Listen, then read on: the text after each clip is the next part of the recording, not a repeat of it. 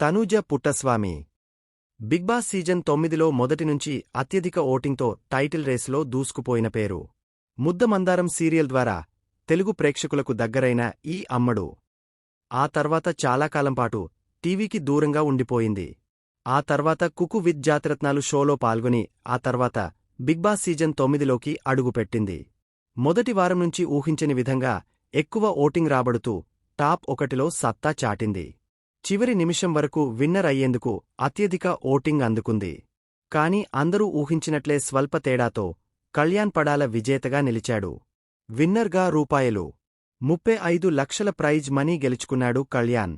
అయితే విజేతగా ఏమాత్రం తీసిపోని స్థాయిలో రన్నర్ తనూజ సైతం ఎక్కువగానే పారితోషికం అందుకున్నట్లు తెలుస్తోంది. అలాగే అందాల రాక్షసి సీరియల్లో చిన్న పాత్ర పోషించింది.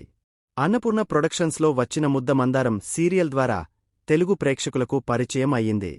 అప్పట్లో ఈ సీరియల్ బుల్లితెరపై సూపర్ హిట్ అయ్యింది.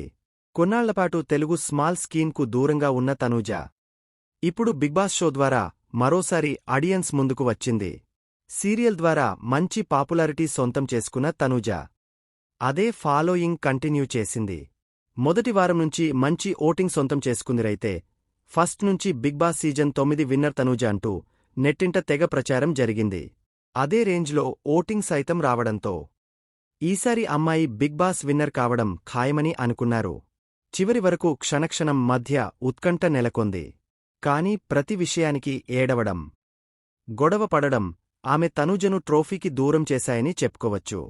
దాదాపు 15 వారాలు హౌస్లో ఉన్న తనూజ బాగానే సంపాదించినట్లు తెలుస్తోంది. వారానికి రూ.2,50,000 పారితోషికం తీసుకున్నట్లు సమాచారం. అంటే మొత్తం 15 వారాలకుగాను ఆమెకు రూ.37 లక్షల 50,000 అందుకున్నట్లు తెలుస్తోంది. రన్నరప్ అయిన తనూజ తన అభిమానులకు కృతజ్ఞతలు తెలిపింది. ఫ్యాన్స్ కారణంగానే తాను ఇక్కడి వరకు వచ్చానని, ఎప్పటికీ రుణపడి ఉంటానని చెప్పుకొచ్చింది.